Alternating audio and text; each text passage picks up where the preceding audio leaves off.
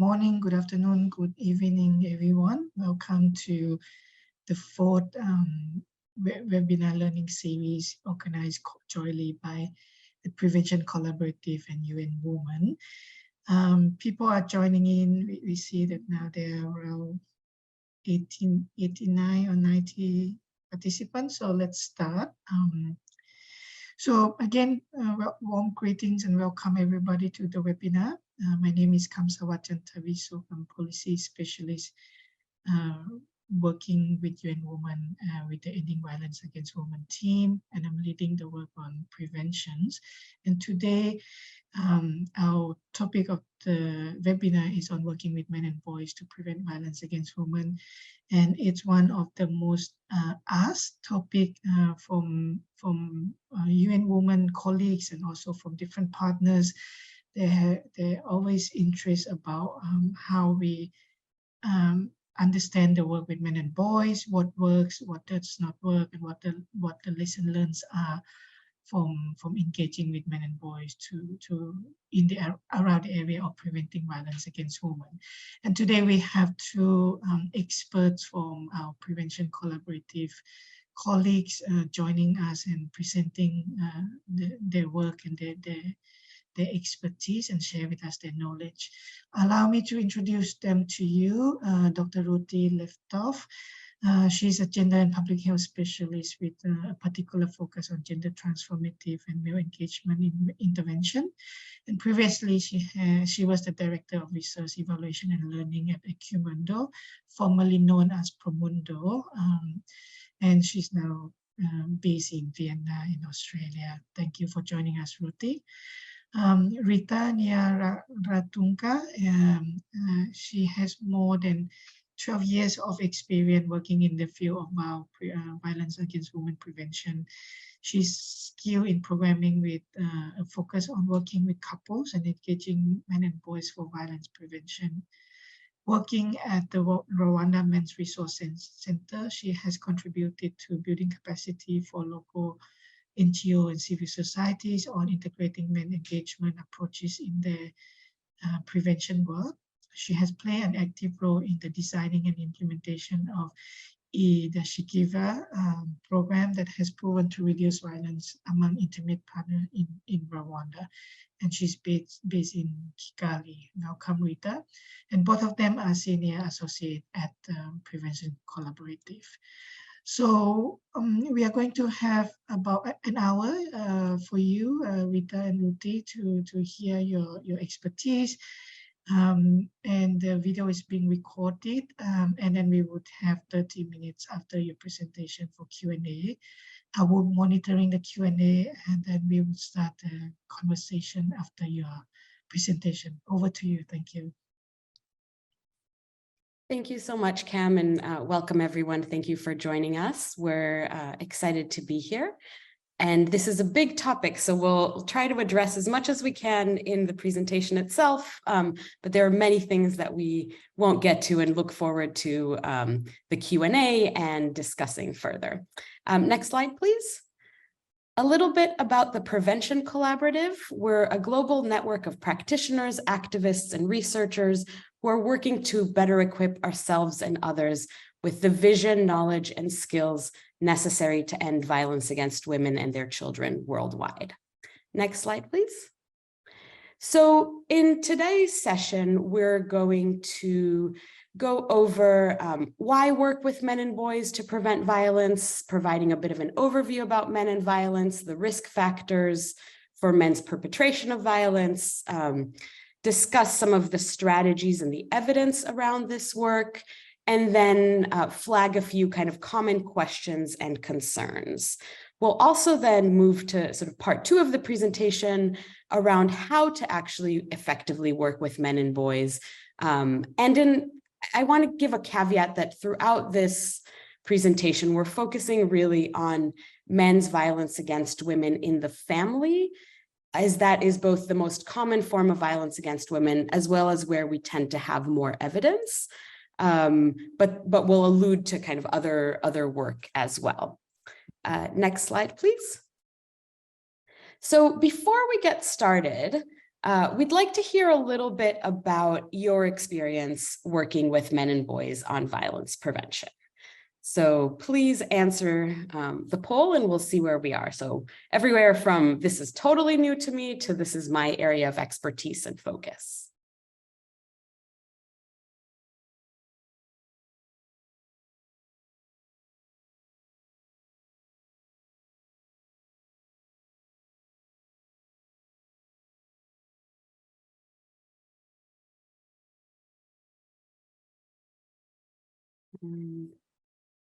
We'll give it another minute. I'm not yet seeing results.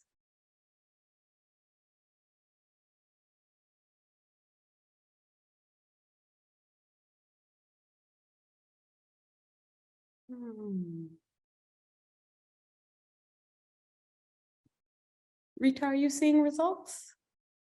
No, okay. I am not. Okay. Maybe they need to display the...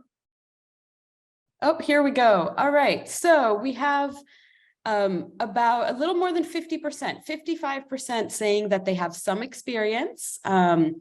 We have almost a little bit more than a quarter who's saying this is totally new information to me.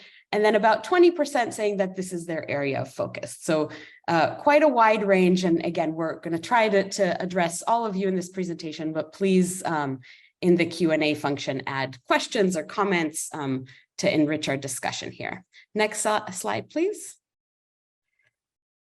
All right, so first of all, the what and the why. So we'll focus on the reasons for working with men and boys in violence prevention. Next slide. All right, so this should be familiar to most of you. 1 in 3 women experience violence in their lifetime, most commonly from an intimate partner. Now, violence is also exceedingly common in the lives of men, everywhere from violence that they experience in childhood, in the home and school, to peer violence, to violence in the community or conflict-related violence. But the common denominator across this is that nearly all violence, and there's some new data from Australia, for example, that shows that 95% of violence that is experienced by people of any gender identity is perpetrated by men. Next slide, please. Now, we understand men's use of violence against women as a manifestation of men's power over women. It's rooted in unequal power. And that it's also a way by which power is maintained. And indeed, indeed, violence, especially intimate partner violence, is more common in settings where male authority over women is the norm. Now, in many societies, children, and boys especially, are raised to see this kind of power as natural or given, and to see violence as a legitimate way to control or to discipline or to correct the behavior of those with less power, in many cases, women and children. Next slide, please. So, given all that, why work with men and boys on violence prevention? So firstly, preventing violence requires working with those who are responsible for it, which is what we just established. Most violence, both against women, but also against men and against people of other gender identities, is perpetrated by men. We want to address the people whose behavior we aim to change. And indeed, as we're going to go through in just a minute, many of the risk factors for violence at multiple levels require working directly with men. Now, of course, not all men are the same, and there's hierarchies of power among men based on things like race, on class, on caste, sexual orientation, and other dimensions.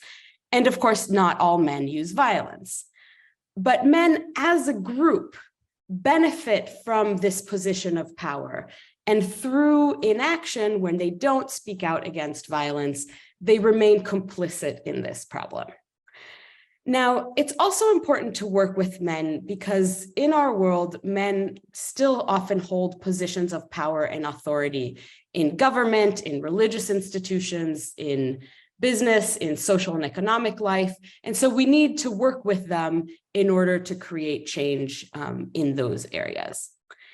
And then finally, often work with men and boys towards gender equality, which the work on violence prevention falls within that, is framed from the perspective of the benefits to, of course, to women, to communities, but also to men themselves. And this quote is from a very useful report that Alan Grigg and Dr. Michael Flood wrote for UN Women, actually. And it talks about, while men have an ethical responsibility to change the systems which give them unfair advantages and power, they also will gain from doing so in terms of their personal well-being, their relational interests or their relationships, and the benefits to the communities in which they live. So this is a common framing and a very helpful one, because it both motivates men to participate in this project, but maintains the goal of equality at the center. Next slide, please. So let's turn and talk a little bit about what we know about men's perpetration of violence. And again, focus primarily on the most common form, although many of these apply to other forms of violence as well. Next slide, please. So this diagram, which I realize you probably can't see all the details of, is likely familiar to you.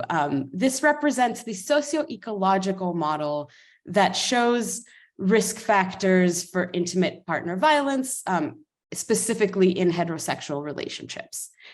As you can see here, there's risk factors at multiple levels, both related to the individual, the female partner and the male partner, their developmental histories, so how they grew up, risk factors related to the relationship, and of course the community, the institutions, and then the macro social or the sort of structural level.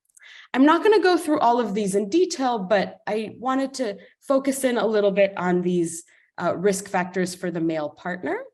And here we see socio-demographic risk factors. So men who are younger are more likely to be currently perpetrating violence compared to older men, men with lower educational levels, those who experienced or had exposure to violence and other traumas in childhood, those who have attitudes that are related to attitudes that are supportive or condoning of violence, and that are gender inequitable, mental health concerns, alcohol misuse, the influence of peers, a lot of different risk factors here. And then other ones that are, again, relevant specifically to working with men are risk factors around the relationship. So poor quality of the relationship, high conflict, poor communication, triggers for violence, and then at the community and larger level, norms, the lack of sanctions, other violence in the community, and of course, gender inequality, like we talked about, and economic factors. I want to jump into a couple of risk factors that I think are particularly salient for slightly different reasons. So next slide, please. So the first one is exposure to violence in childhood. This is a risk factor that consistently and across multiple settings has been shown to be one of the most important risk factors for men's perpetration of intimate partner violence in adulthood. Now, this graph, which I'll explain, so you don't need to look at it in detail, but I think it's quite striking.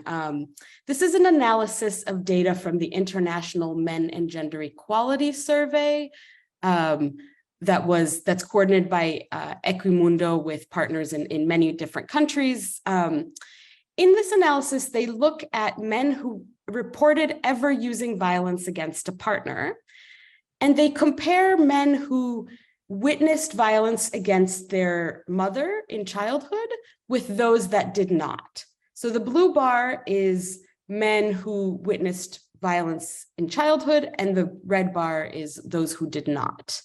And you can see that across these settings, and these are many, many different countries around the world, the blue bar is overwhelmingly higher, and these are statistically significant differences. Those who witnessed violence in childhood are more likely to use it in adulthood. Interestingly, we also have growing evidence, though not as kind of strong or consistent, of the transmission of positive, more equitable relationships in the home when children see that in their home. Now, for a long time, we would talk about this primarily as a learned behavior. So boys who see violence in the home are more likely to repeat this cycle that they see. They learn that violence is a way to resolve conflict. And similarly, you have similar evidence around women's experience of violence based on what they witnessed in childhood. But we now also understand that witnessing and experiencing violence in childhood creates these trauma pathways in the brain that affect adult reactions and behaviors. And this really highlights to me the importance of finding ways to address the violence that children experience in the home. And this is where the kind of intergenerational transmission, for those of you who attended one of the previous webinars in this series, to the sort of urgent need to address both violence against women in the home and violence against children. Next slide, please. Another important factor to consider, and again, this slide will be familiar to those of you who attended the social norms session, are that it's very important to address attitudes at the individual level, but more importantly, norms at the community level that sustain violence. And these norms are sometimes described in this field around engaging men as masculine norms or norms related to masculinities. These are norms that are deeply entrenched. They're quite common across settings.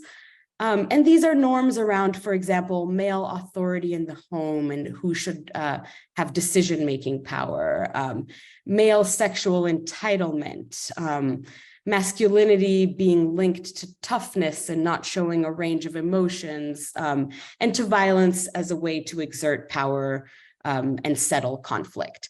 So these norms are upheld not just by men, but also by everyone in the community. And again, in our strategies, as we talk about strategies for working with men and boys, keeping what drives violence in mind will be helpful. So next slide, please. And this is the last slide that I want to talk about in terms of risk factors. It's important to address risk factors at multiple risk factors, and ideally at multiple levels, to enhance the impact of our work with men and boys to prevent violence. And so here, I just wanted to talk briefly about an analysis that we recently did with colleagues from Equimundo, from RAMREC, and from the Rwanda Biomedical Center, where we looked at the mechanisms through which the Bandebereho intervention, which is an intervention that worked with fathers and couples, and that resulted in substantial reductions in intimate partner violence. We wanted to understand better what were the mechanisms through which the intervention worked. And you can see here in the image, this is a structural equation model. We looked at a variety of different hypothesized mechanisms.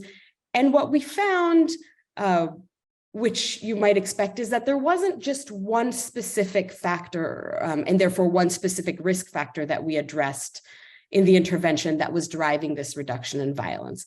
It was really a combination of things. So promoting more positive couple dynamics and strengthening the relationship, challenging men's attitudes around gender and violence, and finally, addressing men's alcohol use, that together accounted for this large reduction in intimate partner violence. Next slide, please. Now, I'd like to move to talking a little bit more about the evidence around working with men and boys and the strategies to do so. Next slide. So broadly, we have good evidence that well-designed and well-implemented approaches that work with both men and women, this is often referred to as gender-synchronized approaches, can reduce risk factors for IPV as well as reducing IPV itself, so the prevalence of IPV. We also have evidence for reductions in violence against children, but that's a little bit more limited. We know less about other forms of violence against women, but the evidence base does continue to grow, and I'm sure there's others in the audience who could speak to this more.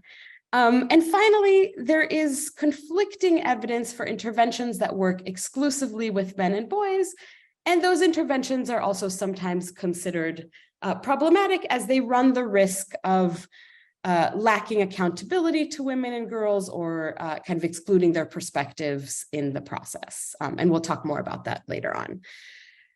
However, I give this caveat because the work with men and boys, it's actually quite challenging to talk about the evidence around it because this work, categorizing the work itself is very complex. Engaging men and boys really encompasses a wide variety of strategies and many programs that we've seen to be effective in reducing violence against women, even if they don't call themselves, male engagement or things like, don't specifically identify as that kind of program, they have thoughtful and effective engagement of men and boys in their program. So in general, I think the direction that at least we advocate for and the direction that the field is evolving is both in terms of programming that touches the lives of multiple people and constituencies that work or are related to violence, parents, men, women, faith leaders, community leaders, all of that, but also in terms of thinking about the evidence to think more around the specific strategies, the content, the modalities of work, as opposed to this sort of category of working with men and boys. Next slide, please. So here's what I mean. Work with men and boys can look like programs for youth and working on kind of gender socialization. These are often school-based or based in the community. I'm thinking about programs like the GEMS program in India or Stepping Stones and Creating Futures in South Africa that works with young men and women. There's working with couples, an area that increasingly has stronger and stronger evidence, like Indashikirwa in Rwanda, which Rita will talk more about, or the Becoming One program in Uganda that worked with faith communities. Parenting or fatherhood programs, again, showing really promising results, like Bandeberejo that I talked about earlier, like Real Fathers and others. Programs at the community level, so community mobilization programs like SASA or Combat that work with the whole community, including men, working with community or faith leaders, addressing alcohol and mental health programs like the VATU program in Zambia, and then efforts to shift norms, which again, many of you heard about in previous webinars. We have fewer examples of institutional and structural sort of interventions, but also those, as I mentioned earlier, again, working with men in positions of authority often have kind of a male engagement component.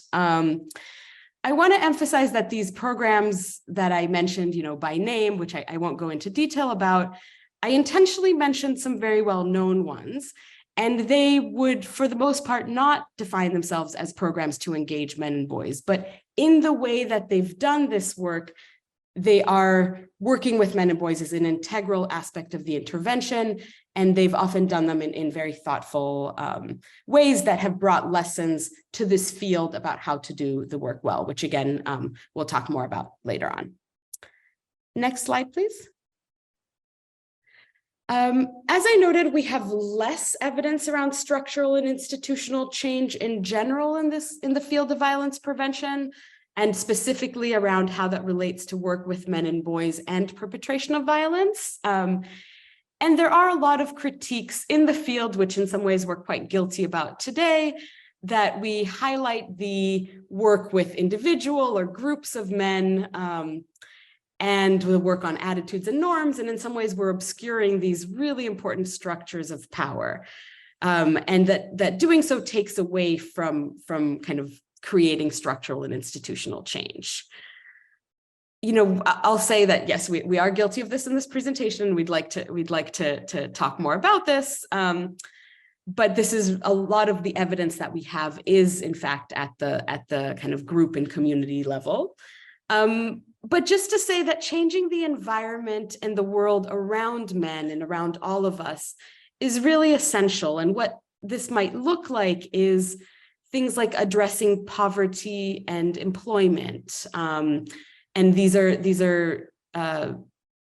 needs to be addressed for everyone, but for men where their identity is quite tied to being a provider, addressing some of those issues can be quite helpful in terms of violence prevention. It might look like looking at laws and policies around reducing alcohol availability, around promoting paternity leave and changing men's roles in the home, and in general, strategies and policies and work that promotes equality will likely have or could have an impact on violence based on what we know around risk factors. Next slide, please. Okay, so just very briefly, I want to take a little bit of time to contextualize some of the debates or disagreements around the work with men and boys, because again, historically, there's been some controversy and some concerns. So next slide, please.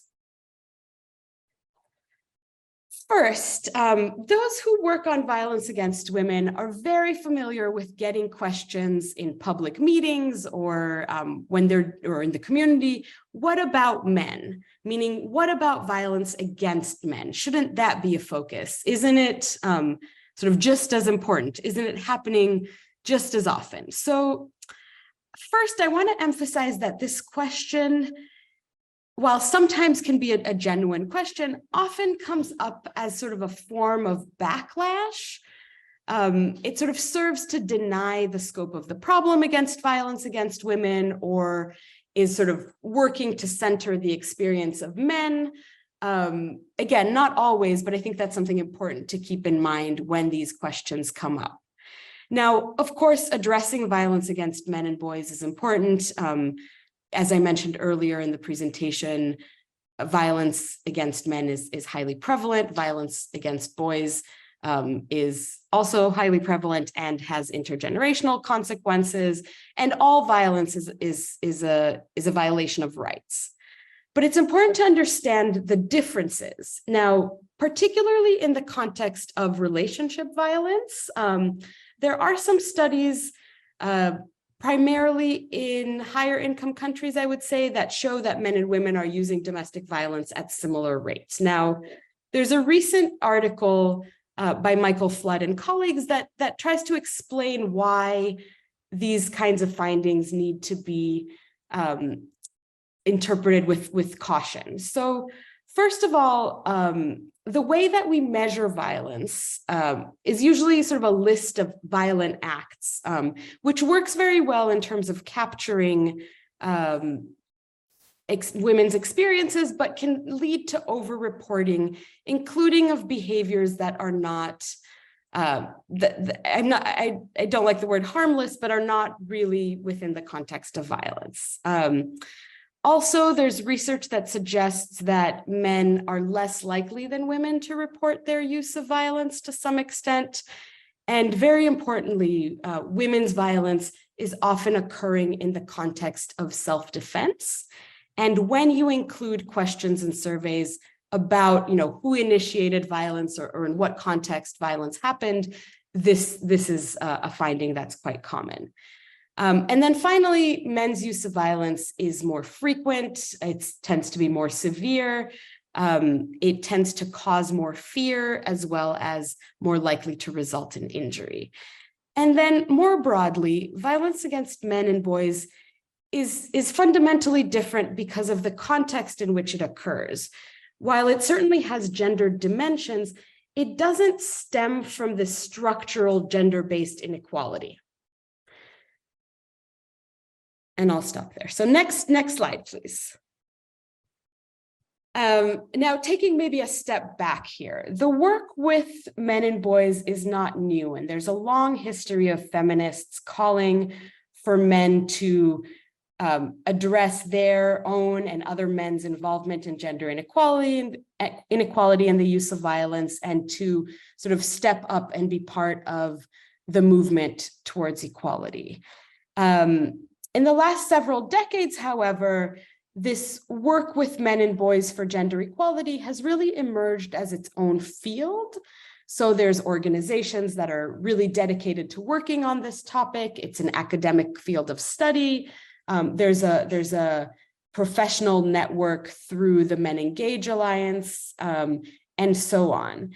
And as this work and its visibility continues to grow, there's some concerns or dilemmas that are important to be aware of and to consider as you engage in this work. So first of all, there's concerns around funding and resources, and in a field that is not terribly well funded, concern that work with men would overshadow work around supporting women, particularly women survivors.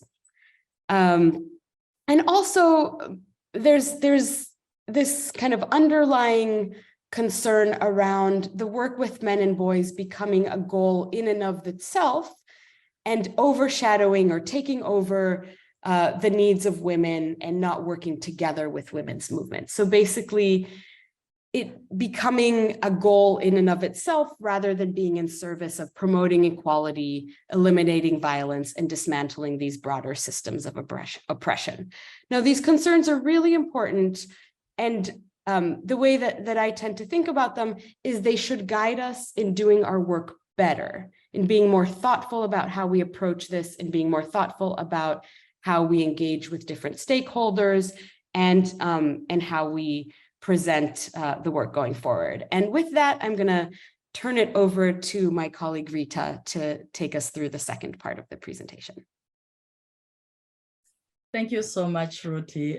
This is really useful for me as we're going to build on that as we look at the second part. So now that we've covered some of these background on working with men and boys to prevent violence, let's look at the how of doing this work. What we present here, like Ruti said, is based on research, evidence, and practice-based knowledge from different programs. Next slide, please. So let's start by looking at some key considerations for community-based programming. Evidence from programming, especially in the last decade, suggests key elements that are necessary for effective violence prevention programming. At the Prevention Collaborative, we talk about these as elements of successful programming and represent them in the circle or the wheel, as you can see on the right side of the slides. For example, programs have to be thoughtfully and intentionally designed, and also to plan for sufficient exposure. Here we talk about reach and intensity to create change. These are all elements that are also important for programs working with men and boys. But we want to highlight a few elements that are particularly relevant to working with this population we're focusing on today, right? So on the next slides, I will go through some of these important elements and share some of the examples from well-known evidence prevention programs, but recognize they are not, by no means exhaustive, and they are slightly simplified as we talk about them. So it's important, I'm still on the previous slides, it's important that we note these elements are really relevant for group or community-based programming focused on violence in the family, and Ruti mentioned that, where we currently have this evidence for their potential to reduce violence. So there is need, as Ruti said again, to focus on the structures and environments that shape men's behavior. So now let's look at some of those elements. We have here the transformative, that element, which actually we want to say it's challenging inequality, right? First, program working with men and boys must be transformative in their aims. They must seek to challenge or transform harmful gender norms, roles, and power dynamics. They can also address other hierarchies of power in addition to gender. So they don't just focus on gender, they go beyond that. Transformative programs are grounded in women's and girls' rights, their agency and autonomy, and of course, avoid reinforcing harmful norms. So we need to make sure that as we do that, we avoid falling in the, reinforcement of the harmful norms that are existing as we work with men solely. So they involve critical reflection. I really want to focus on this. They involve that critical reflection, including on what power is and how it is used in the family. And we'll go back to that as we talk about example. They also focus on how gender norms shapes our expectations of ourselves, our partners and families, and how these norms can perpetuate violence, and how violence is a learned behavior, and therefore, if it's a learned behavior, can be unlearned. And this is really important as we talk about bringing people in that self-reflection journey. So programs tend to work better when they emphasize the personal stakes or connections for men themselves, highlighting the cost of adhering to rigid gender roles and norms, and the benefit of adopting more equal, more respectful relationships. So as a matter of fact, if I say focusing on the cost of inequality and violence for men themselves, and highlighting the benefits and men's personal role in the issue, can motivate men to engage in this transformative journey and avoid defensiveness, to be defensive and stick to their point. So one thing I want to mention here, while we say programs should have transformative aims, we may find that gender and violence are not placed at the front and center. For example, if we describe programs in the description we give to programs working with men for recruitment, in the context, we may not find that we are really focusing, putting forward the gender and violence aspect of it. And this will bring us to the second element I want to talk about. Next slide, please. So I'm going to talk about aspirational and how programming with men needs to be aspirational, which is actually they promoting positive vision and vision of equality and nonviolent relationship. So successful programs with men and boys have to be aspirational. We focus on that. Rather than reprimanding or pointing fingers or lecturing men, they foster a positive vision of equality and nonviolence in the language that they use, in the imagery that they are using, in the materials, and even in the content that is in the materials that they are using. They meet participants, men and boys here, where they are, rather than where we would like to see them, where we would like to see them, and they work with them through a process of change. Okay, actually, they are often not even advertised as programs to reduce violence, but rather programs to improve relationship and family harmony. All right, so we see example of this across many programs. I know Ruti mentioned some of the programs, even in their names. Programs like Indashikirwa, Ruti mentioned, that was implemented in Rwanda, it simply means agents of change, and Bandebereho means role model. So here they try to be aspirational, and these programs and other couples programs that we know, like Becoming One in Uganda, really highlight that positive, respectful partner relationship as the purpose and outcome of the program. Okay, we can also mention SASA. Ruti did that, and that uses that positive imagery. When we talk about positive imagery, I really think about SASA. For example, the famous power poster that we may be familiar with in SASA says, for example, everyone has power. How are you using yours? So instead of trying to be pointing fingers at men who are more likely to be using their power negatively, they intentionally choose to present it in an aspirational way, offering men room to self-reflect on their own use of power. Okay, so working with men and boys programs need to be, there is another aspect I want to touch on the next slide. If you work with men, we need to be, the programs have to be appealing, accessible, work on recruitment and engagement, and I'll detail that. So having aspirational and positive messaging is helpful with one of the challenges that are often reported by groups trying to bring in men or boys to their programming. It is difficult to get them to come or stay, especially when they don't necessarily see the value of the program for themselves. Given how much or how common recruitment challenges are, it is essential as we do our programming to plan for this and to think creatively on how to make participation appealing and accessible to the group we are targeting, these men and boys. This include, we're suggesting a few ways here. This include, for example, thinking about timing. Engagement with program activities often need to be outside of working hours, especially in urban settings where we see people need to go and work, where they have cash-based economies, which means program staff and facilitators need to be available at those times after work. It also means selecting locations. We need to focus on selecting locations where men are already congregated, where they congregate often, or at least where they feel or could be made to feel comfortable. If it's not their usual place, but at least where they could feel comfortable.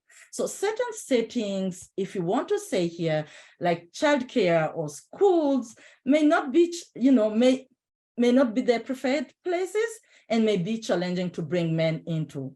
So some programs, for example, have successfully mobilized men around sports setting. We know about SASA, most of the activities where they want to talk to men, they may find them at the, the border station for men, where we see men and in their their setting, their comfortable setting, right? Another element I want to talk about is incentives. Incentives can help motivate men to attend. And it is essential to make sure that incentives don't reinforce inequalities. That is, they shouldn't just be offered to men, all right? We'll talk about some programs where we have couples, and then we make sure that, incentives are offered to both partners in a couple. So similarly here, as we mentioned, we can also be offering livelihood trainings or other economic strengthening programs that can serve as an incentive for participation. So we try to find what can help men come feeling like they have their benefit in there. So finally, programs can benefit from marketing themselves as programs specifically for men, right? And recruiting men directly rather than through their partners. We know that some programs, especially those working with couples, men are recruited through their partners, female partners. So those programs that market themselves as programs that are solely friend and benefiting men, and especially coming from men, they may be, making an additional interest for men to come. So men can be resistant to programs that build themselves as benefiting women that we know without a clear benefit to them. That's something that we need to consider and think about as we think about where to recruit and engage men. So it's important to note that these are key considerations when designing programming, not only for men, not solely for men, but for any other participants. Right. So as we quote from the Prevention Collaborative, there's a brief, that quote that we took from the brief we developed. Key challenges a key challenge that we see is to strike the right balance between making prevention work appealing and accessible to men at the same time as ensuring it addresses the harms caused by male power and privilege from which men benefit. All right. So we talked about finding men where they are and how to make their participation appealing. But now I want us to talk about the entry points. On the next slide, I want to be touching, please on the next, yes, please. I want to be touching on what is that starting point we need to be pointing, we need to be picking that can lead to openness to change. All right. So building on times when participants may be particularly open to change in their beliefs and behavior can be an important strategy for working with men and boys. So there are a few moments that you may all be familiar with. They include adolescence period, transition into relationships or marriage, and importantly, the transition to fatherhood. You know, we find these particular times to be the times when men's lives are already changing. They're taking on new roles, they are taking new responsibilities, and questions are emerging. They have questions. So several effective programs have indeed focused on these sensitive times, and particularly fatherhood. Those, you know, are promoting positive parenting, fatherhood programs. And we have a few examples here, programs like Real Father, Bandevereho that Ruti talked about in Rwanda, Parenting for Respectability, have used this, you know, the timing to start discussions that, you know, look both back, having men reflect on their own childhood, how were they, you know, how they were raised, as well as on the kind of life they want or do not want to live in their family, and then therefore offering them alternatives to make informed and better choices. So still on the how, we'll be talking on the next couple of slides, I will be talking about building skills.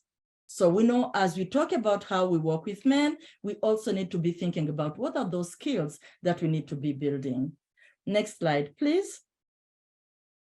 So I'm gonna start with managing emotions, which is, for us, we identify it as a really important skill. While we often focus on changing attitudes, on changing norms around violence, evidence from programming is increasingly highlighting the need to focus on building skills that are necessary to have healthy and non-violent relationships. So the first set of skills are around managing strong emotions, and especially stress and anger. These have been identified as, you know, potentially being triggers of violence. So programs can help men learn how to recognize their feelings, understand how certain feelings and their triggers, if not well managed, can increase the risk of using violence.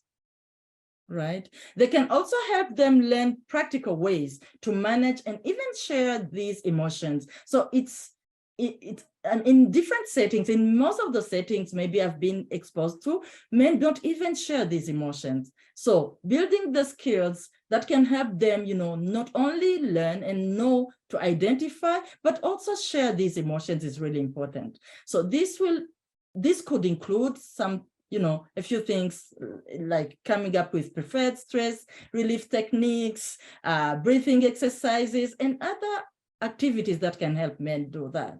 So in Indashikirwa, if I can quickly give the example of Indashikirwa, there is a whole set of sessions. I'm humbled to know that Robin Yeka, who's developed this couple curriculum, is in the audience.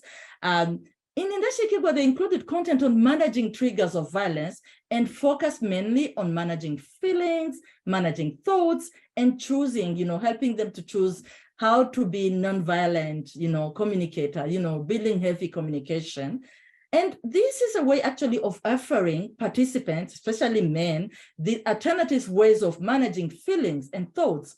So it introduced, what I like, it introduced this triangle, the thinking triangles, to showing how thoughts, feelings, and behavior are actually interconnected, and how what we think affects how we feel and how we behave.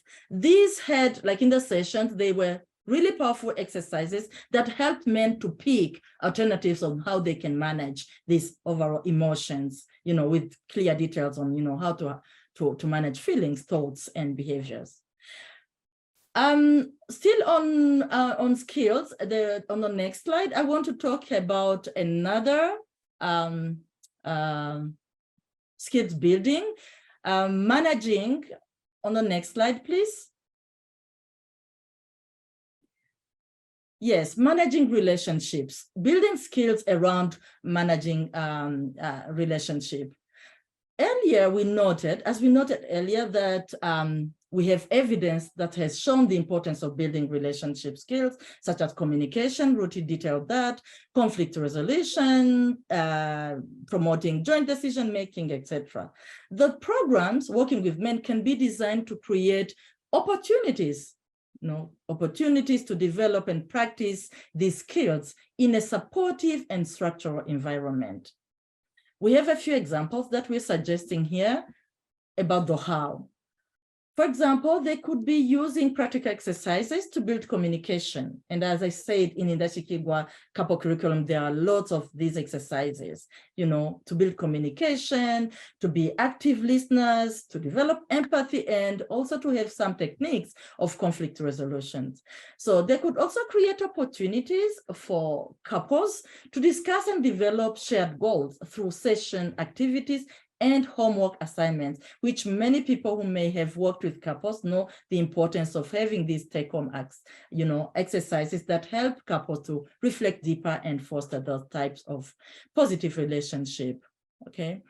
We also talking about providing supporting spaces in which these couples or these men can be practicing the new skills and behavior. All right. We know that programming for violence prevention involves identifying risk factors to be able to address those.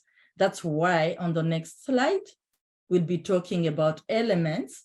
The next element, which is about addressing related risk factors. Program here, what we have to say is that programs should take a holistic approach to address multiple risk factors for men's perpetration of violence. Ruti detailed that. As she discussed earlier, violence results from a complex set of risk factors and situational triggers, all right? So as we're talking about working with men, we are suggesting that working on multiple risk factors, particularly those that are not as commonly included in community or group-based prevention interventions, is an important way to potentially increase our impact. Yeah. We also say that this includes addressing poverty. We've identified that as a potential risk, the livelihood and income generation, offering those livelihood and income generation options. And here we want to give an evidence that there was an analysis of the data from the stepping stones, creating future interventions for young people in South Africa, that has shown how important these were risk factors for violence perpetration. So it's important to be able to address those. Program can bring in transformative elements by helping participants make the connection between norms about masculinity and harmful behaviors, like misuse of alcohol, drinking excessively, as well as poor mental health, including suppressing emotions and not, seeking support for mental health concerns. This is a problem for both men and women, but we know how it is really even difficult for men to seek help, even if it's obvious they have a problem. So I want to say that strategies to support mental health and alcohol misuse are generally underutilized in the field of prevention. It is unfortunate, but this is some reality that we see. And at the Prevention Collaborative, we recently hosted a webinar to talk really deeply about pathways between poor mental health and intimate partner violence. And you can access that webinar recording on our website. You can also look at our brief and evidence review on the association between alcohol and poor mental health with an IPV. Okay, so on the next slide. Great. We know that we can anticipate challenges as we think about programming. When working with men and boys, we also need to be prepared for resistance and backlash. Change can be scary, yeah, not only for men, but here we're specifically talking about men and leaving their privileges. So change can be scary or threatening, especially for those who have, who are benefiting from their status quo. And therefore, initiatives to address violence and or gender inequalities can face, a range of reaction, mostly negative. Backlash can therefore occur against individual participants, for example, against men or couples who choose to do things in a different way, but also across communities, and even in policy and global spaces. So there are several publications. We have a few on our website on how to address backlash. Some common suggestions we're suggesting here include to prepare for it and monitor carefully when it happens and know how to address it. So we have seen, and maybe you agree with me, that resistance can range from denying or minimizing the problem to aggressive opposition, right? It doesn't have to be, at a higher level, but it can go from just denying that there's no problem to being really aggressive. While some resistance may be inevitable, there are strategies that can be used to preempt, monitor for, and reduce backlash, as well as to, to ensure that violence does not escalate. This could include carefully framing messaging on program and its benefits to different groups, acknowledging pain and the difficulty of change, building partnership early on with key stakeholders, and addressing efforts, specifically to those likely to resist. This notion of finding the key stakeholders that can help curb the backlash and avoid the backlash and resistance is really important. Very quickly, being mindful of the time so we can have time to discuss. The last point I want to be sharing on the next slide, please. The last point I want to be sharing about on this element is working towards building a supportive environment. And again, I've been talking about engaging different stakeholders who can help in the same line. How do we work? How do we work to build a supportive environment for the work with men and boys to be successful? We need to work environment so that we ensure that the change that happens is sustainable, can be sustained over time. Programs that encourage peer, family, and institutional support for adopting new behavior and address pushback have been, really successful in working with men. This can be done, if we suggest some ways, this can be done at the family or community level by supporting peer or couple connection to facilitate sharing experiences and encouragement, to developing action plans, to helping participants sustain the changes after the program ends, and finally, at the different level, to advocate for institutional and policy level. Here are the programs that I've been involved in. It's really important to make sure that there are some support mechanisms. There's a change, and we've seen that the pathways to change, like the journey of change, can be up and down, because at a point, men need to be feeling supported, and we need to be building this environment for them to sustain the change, all right? So while these are not necessarily directly linked to violence, they are, they're necessary. They can create a structural environment that address the risk factors, including, poverty reduction. We have in place some policies that can help in reducing or, eradicating the poverty, training of service providers, for example, to engage men in services, and supporting men in their role as fathers, for example. And we've been seeing people advocating for parental leave for fathers as well and others. So I want again to acknowledge that we focused on individual and community programming, but long-term transformation will also require these strong structural and institutional commitment and change. All right. So the very last slide I want to be talking about, it's actually sharing an illustration. And this is really, we wanted just to share this before we closed our presentation. We want to share this example of how a set of community-based programs have originated and evolved over time, seeking to better working with men. So we're using the example of Indashikirwa, which is described as a couple program and which I was involved in, and happy to see many people who worked on it on the call. So Indashikirwa evolved from Kea Village Saving and Loans Association program, VSLAs, designed for low-income women in rural Rwanda. And this was initially part of a women economic empowerment by Kea International in Rwanda. As the program was implemented, Kea realized that its goals were not being really fulfilled.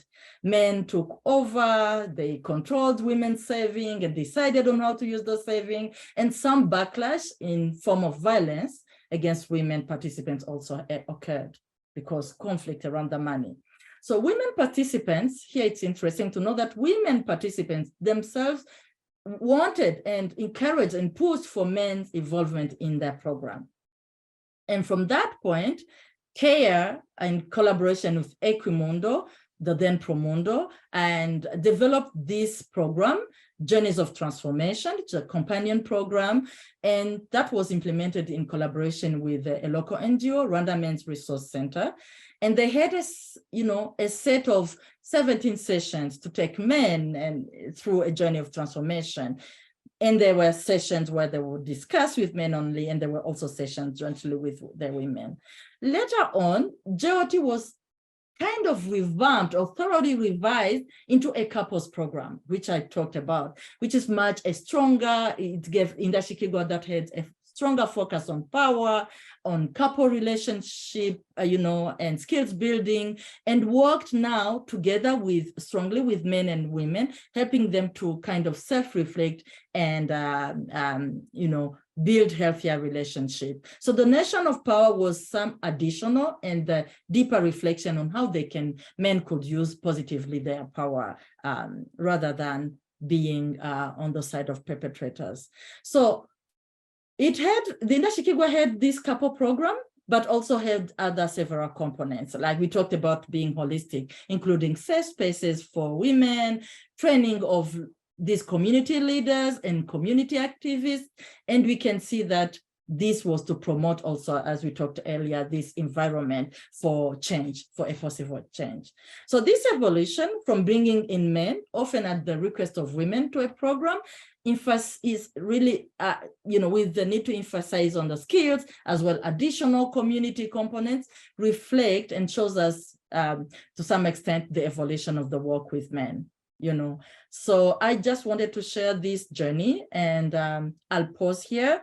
I know it's a lot of content we've shared, and I'll hand over back to our colleagues from UN Women to take us through the Q&A. Thank you so much, Rita and Ruthie, and thank you for sharing all this knowledge and guiding us through from understanding risk factors for men use of violence to evidence-based knowledge on what works and what do not work in working with men and boys, and programming elements to consider for success.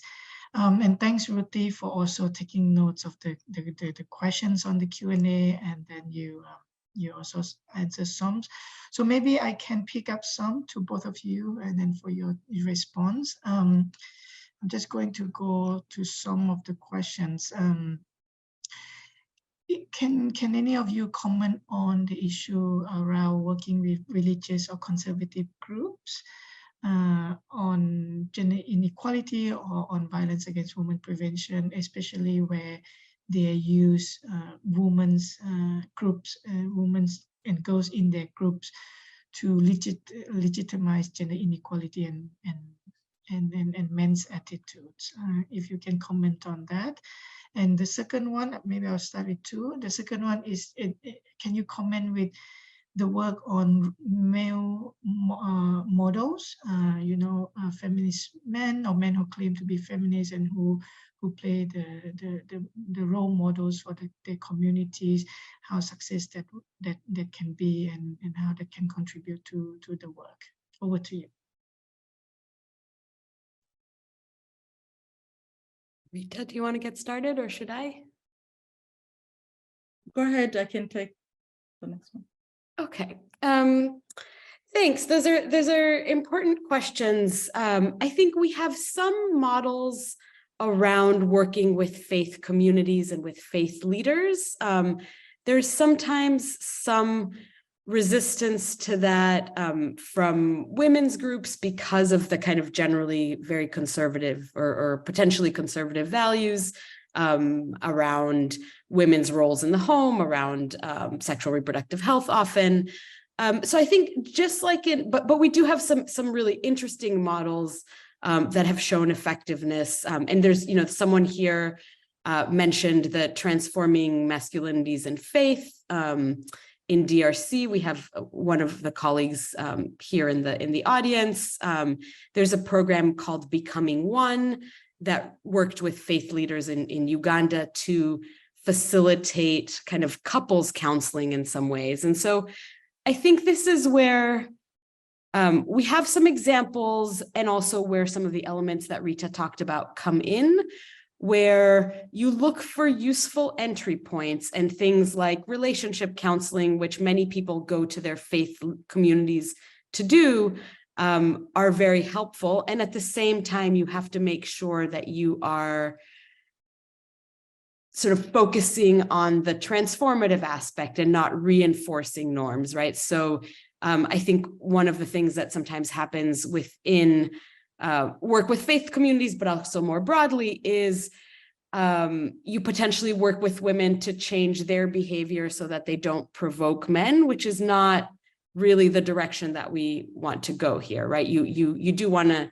provide women with tools to keep themselves safe, but the message is not around women's submissiveness and things like that. So I think that's where you have to be very careful that the messaging of groups that the messaging of groups is still in line with more equitable family dynamics, if that makes sense.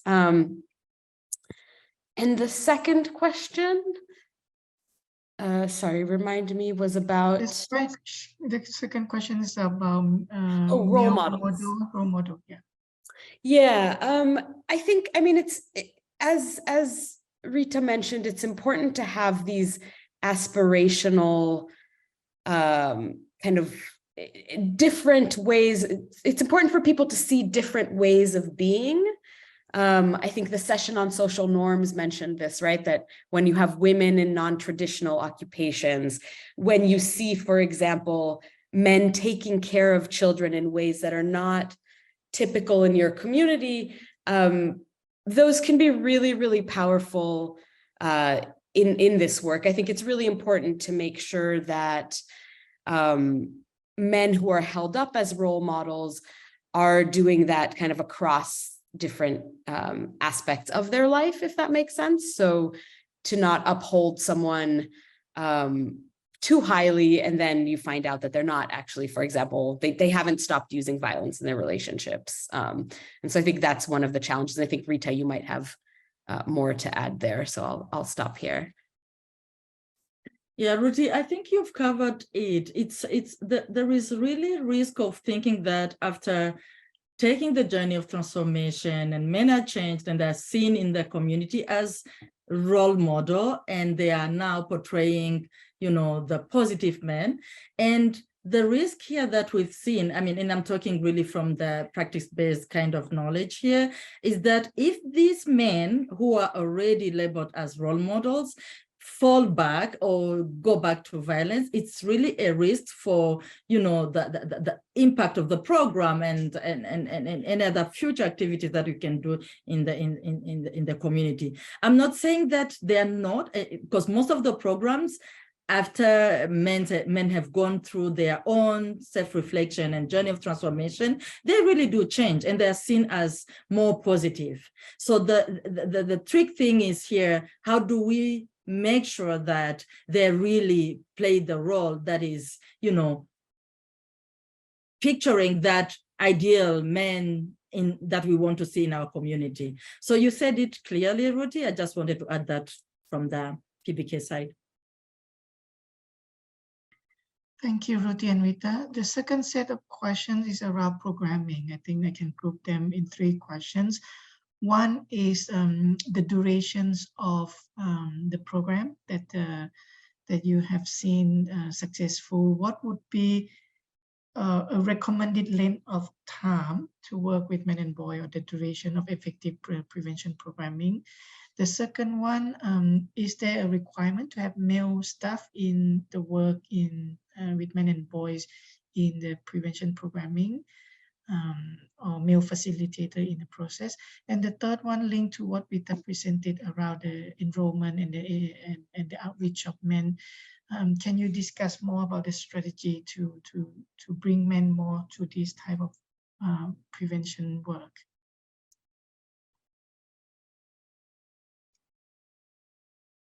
Go ahead, Rita. So I don't know if I caught all the questions clearly, but I'm going to start with that. How do we ensure how we bring men on board?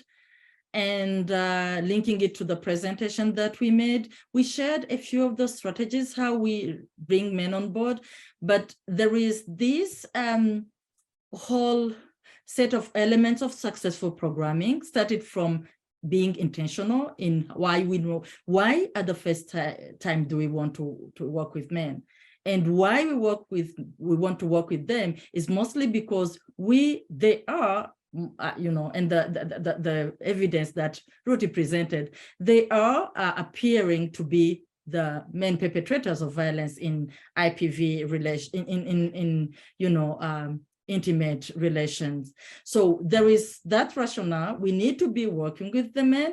And the other elements that we discussed that I think is mostly knowing how do we ensure that we're bringing them in, and from an understanding point that, yes, they are perpetrating violence, and we need to work with them to help them realize how they can, you know, move from the side of perpetrators to be, you know, the supportive, to be themselves, you know, feeling the benefit of not being violent in a relation, and not even paying the cost of being violent in their relationship. So there are intentional programs, have to be really intentional designed to be working with them, starting by identifying where they are, where are these men who are most likely to be perpetrating violence. Ruti presented the evidence about, you know, those, for example, who experienced violence when they were young, that critical age where they may fall into being, you know, perpetrators, you know, identifying those groups we want to be working with, and then apply the strategies that we've been, you know, that we presented. So identifying why, and then we determine how we approach and who we collaborate with, you know, in addressing, in programming for the men. So I couldn't catch the other question. What is the minimum requirement of length of time to work with men and boys for an intervention? All right, so Ruti, you may feel free to chip in, but just talking from the fact that it's a change, and change is a process. It's not an overnight thing. You know, working with men, it requires enough time to, first of all, being able to, you know, share those share the concepts that they need to go through to understand how harmful they can be, and also to give them enough time to self-reflect and try new things, the alternatives that we're giving. So understanding this it's a process. It's one key thing, and not really expect that over like 10 days, even 3 days training, you can experiment to change and work with them. So programs that I know of have been successful. For example, I talked about the JOT, I talked about Indashikigwa, and I know about Bandebero. They've been between like, I think 2 years to 4 years. Indashikigwa was a 4 years program, but I'm talking about particular components that didn't go beyond 2 years. I just wanted to mention that in between 2 years, 3 years, the change is possible, but it's rather understanding how we fully frame the process and accompany them throughout the change and make sure that we have strong structures to sustain the change over a period of time. Ruti, if you can add on that, please. Yeah, just quickly that I think there needs to be more work in terms of what you mentioned, humanitarian settings and things like that. But typically what we know from these kind of gender transformative programs, and they're not specific to working with men, we have seen programs that, let's say, are somewhere between 12 and 15 sessions, so a few months, showing really promising results, and many of those actually sustained over time. For work that's kind of community-wide, it tends to take longer because it's affecting more people, and you need to build kind of the community structures. So programs like SASA, for example, I think talk about a minimum of about 3 years. But again, I think what we know quite well is that these kind of one-off sessions just don't have this kind of change.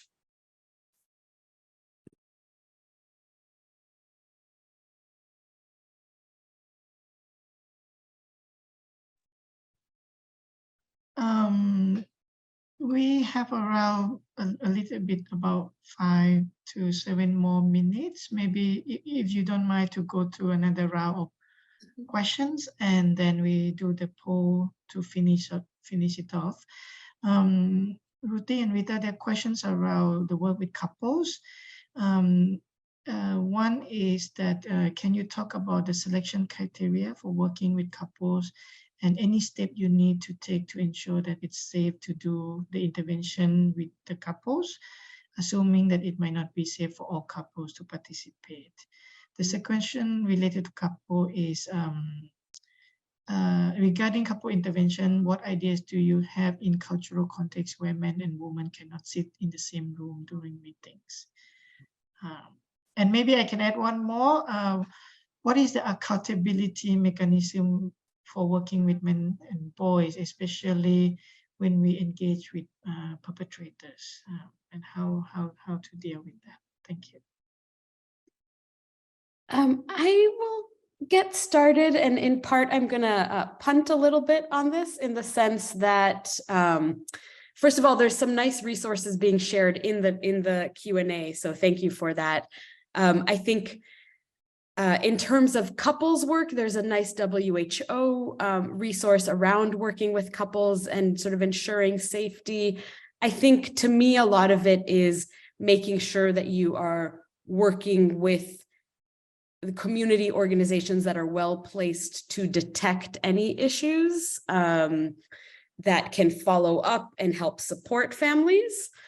So I'll stop there on that one. Questions around accountability. Men Engage also has a really, series of resources around that to make sure that to address that question a little bit more.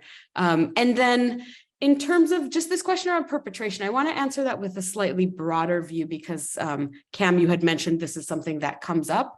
I think we have to really think about the settings in which we work. There are some settings where the level of violence that is occurring means that kind of by definition, any community program that you do will involve men who have used violence or who are currently using violence in their couple relationships. Rwanda is an example, Uganda is an example, many parts of East Africa where Rita and I have a lot of experience, but other countries as well. And so the programs that we talked about, they're not specific to perpetrators, but they assume that women and men have had, that men have perpetrated and that women have experienced violence in their lives. It's really important to set up referral mechanisms, support services, and all of so that these programs are occurring in that supportive context. But this is very different than programs that talk about perpetration and are, kind of funneling men through, for example, the justice system to programs. Those are really different contexts, and there is some research and evidence around that, but we haven't quite touched on it here. I don't know, Rita, if you want to add anything else. I'll just be brief and say on the question about how do we work with couples in settings where men and women are not, even sitting together. And I know there has been an adaptation of Indashikirwa in Lebanon, and maybe we will share the resources and see how they've managed that in some of the deeply Muslim contexts where women and men are not always seen in the same setting. So just not to want to take too much time on that. And again, it's a matter of adapting to the context, and that is really a question that kept coming as we were doing, adaptation workshop, and everyone thinking about how do we do that, and also thinking about polygamous contexts where men have, more than one woman. So we'll be sharing the resources. Maybe people can see how the process of adaptation in those settings happened. Thank you, Rita and Ruthie. And I saw that Laxman, who is the global coordinator for the Global Men Engaged Alliance, it has shared some of the resource document on accountability, on working with men and boys in different contexts in the Q&A. So please check them out, and thanks, Laxman, for sharing. Maybe we can go back to the slide with different resources. I thought that we have it there because we did not manage to show them. Johanna, I don't know if you go there. One slide earlier. And this is just some of the many, many resources that are available around this work. Yeah, so I think if you can Google this name, they would come up. So perhaps before we end, we are going to do this quick poll so that just we understand the room.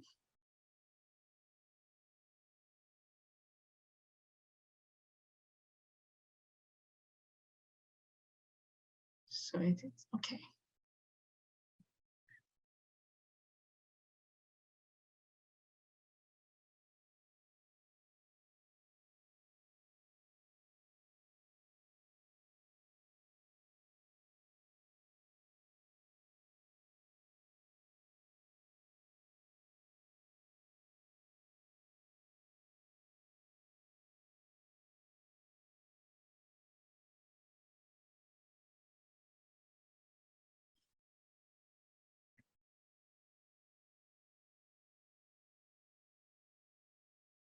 Great. It's good to see that many of the participants are employing the different elements of programming that Rita and Ruthie have presented. And interestingly, the majority focus on transforming programming and also skill building. These are very interesting, and also it will be good to ensure that these different key elements are integrated in our programming work.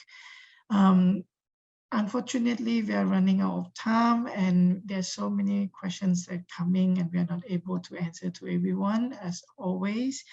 And thank you for all the questions, and many apologize for not being able to respond to all of the questions. But this is like what we discussed earlier. This is a very quote unquote hot topic.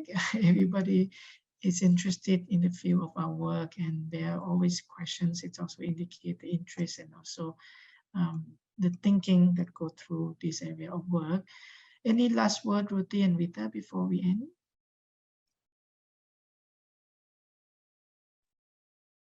Just thank you for having us. And this is a really complex and multifaceted topic. And so we appreciate the comments and questions that we did not get a chance to answer. And please feel free to get in touch with us to talk more. And we look forward to seeing kind of more work on this from UN Women going forward. Rita?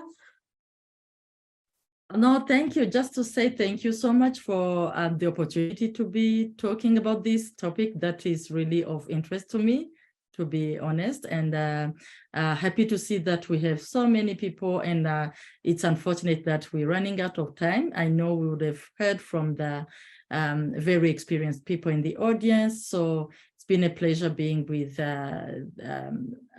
you on this webinar, and if maybe people need to follow up with us, there is a stay connected slide that maybe we may display so people can know how to get in touch with the Prevention Collaborative, Ruthie and myself. And thank you so much. Thank you, Ruthie and Rita, again for spending the time to share your expertise and experience and knowledge on this issue.